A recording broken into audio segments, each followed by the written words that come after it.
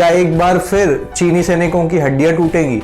क्या एक बार फिर जिनपिंग की घुसपैठिया सेना दुम दबाकर भागेगी? या फिर चीन की विस्तारवादी नीतियों के चलते एशिया महाद्वीप में होने वाला है तीसरा विश्व युद्ध? जानने के लिए इस वीडियो को लास्ट तक देखें। Hello friends, I am Mayank Awadhiya. Welcome to my YouTube channel life high education.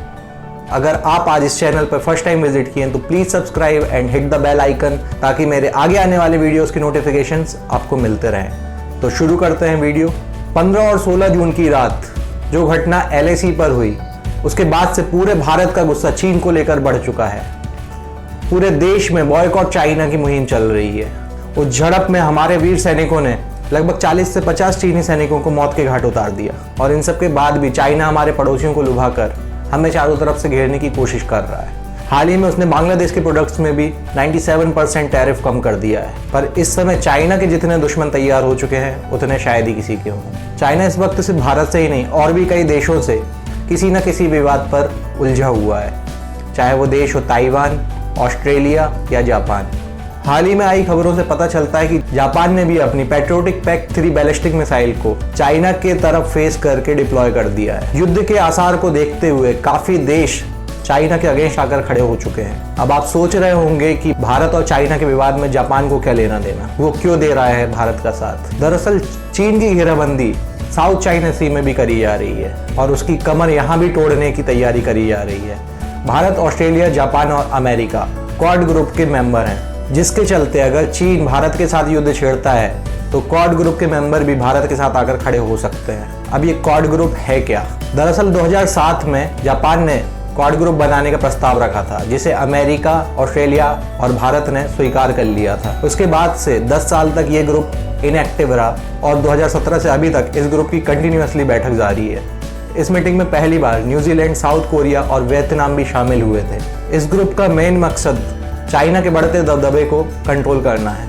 Quad group के मेंबर के साथ भारत की रणनीतिक साझेदारी है, जिसके चलते चीन को काउंटर करने के लिए अमेरिका ने भारत को अपना डिफेंस पार्टनर भी बना लिया है। हाल ही में ऑस्ट्रेलिया में भी साइबर अटैक हुआ, जो कि चाइना ने ही करवाया है। और वो इसलिए करवाया क्योंकि जो कोरोना के लिए अंतर्राष्ट्रीय जांच की मांग करी गई थी, उसका प्रस्ताव सबसे पहले ऑस्ट्रेलिया ने ही रखा था। और हाल ही में इंडिया और ऑस्ट्रेलिया ने एक दूसरे देश का मिलिट्री बेस यूज करने के लिए भी एग्रीमेंट कर लिया है, जिसके चलते साउथ चाइना सी में चाइना को घेरा जा सकता है। इससे पहले भी 1962 के युद्ध में ऑस्ट्रेलिया ने भारत का साथ दिया था, तो भारत के ऑस्ट्रेलिया से रिश्ते काफी पुराने हैं। जापान के साथ भी हमारे संबंध काफी गहरे हैं। सन 2008 में भारत और जापान का सुरक्षा समझौता भी हुआ था, जिसके चलते ये देश युद्ध की स्थिति में साथ खड़े रहेंगे। जंग की सूरत में चीन के खिलाफ हमारे दोस्तों की लिस्ट काफी लंबी है। इन देशों में हमारे साथ France, Germany, Britain, Israel, south Korea, Japan, Australia और अमेरिका जैसे देश शामिल हैं।